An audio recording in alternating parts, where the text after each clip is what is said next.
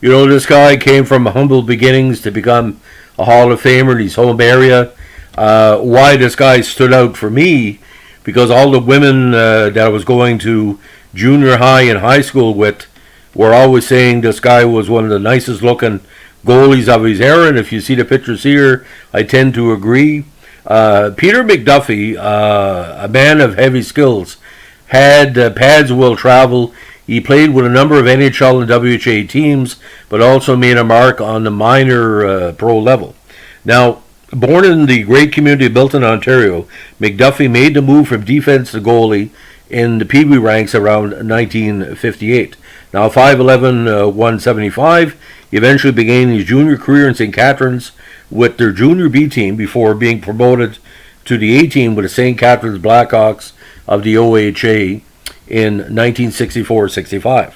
Now, with St. Catharines Blackhawks, he played 21 games in 1966 and 30 in 1967.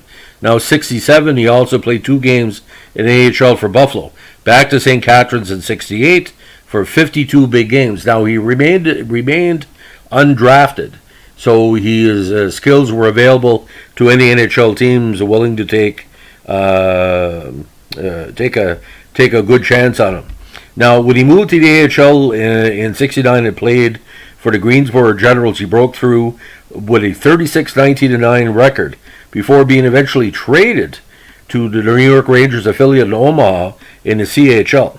Now, in the summer of 70, he also took time to serve as a coach at Hockey Haven, a hockey school in Haliburton, Ontario, with NHLers Jim Dory, Brian Watson, Bill Goldsworthy, and Phil Meir. Now, McDuffe made the second All-Star team with Omaha in 1970 and the first All-Star team in 71, leading them to title victories both seasons. He won the 1971 Central Hockey League's MVP award with the Omaha Knights, and he also won the 1972 Western Hockey League Leading Goalie Award with the Denver Spurs.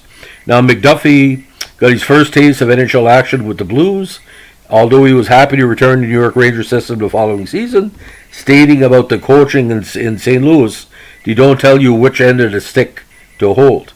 Now, between 71 and 76, he played in 57 NHL regular season games with a 4.008 average. Now, like I said, his great efforts got him to the Milton, Ontario Walk of Fame in 2007 and the Milton Sports Hall of Fame in 2017. Now, the first season with St. Louis, 10 games, he went 0-6 with a decent 3.69 average. 73 and 74, he had a cup of coffee with the Rangers, 7 games over 2 seasons. Got his first victory in 73, and eventually found himself with the Kansas City Scouts in 75 in their opening campaign with a 7-25-4 record with a 4.23 goals against average. 76 in Detroit, he played 4 games. Then eventually found himself with the Indy Racers in 78 with a 1-6-1 record in 12 contests.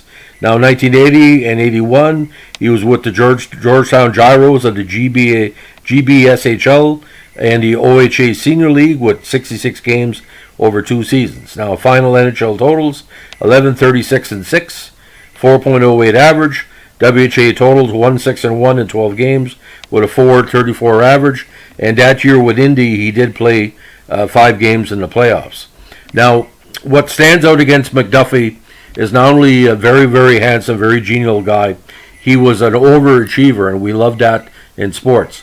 Now, the reason I'm mentioning this guy, because in high school, when the conversation came up as to one of the best-sounding players of the 1970s, Peter McDuffe sounds like a player that the NHL needed, and for the teams he played for. You know, in the 74 with the Rangers, they gave a good look at this guy. But like I said, he was a career minor leaguer, but that doesn't mean his success is any diminished. He basically, playing with Greensboro, Omaha, Denver, Providence, New Haven, like I said, Georgetown, some really dynamite teams. So that's a legend of Peter McDuffe. If you like what we're doing here, give us a like, comment, or subscribe, and requests are always welcome. Bye.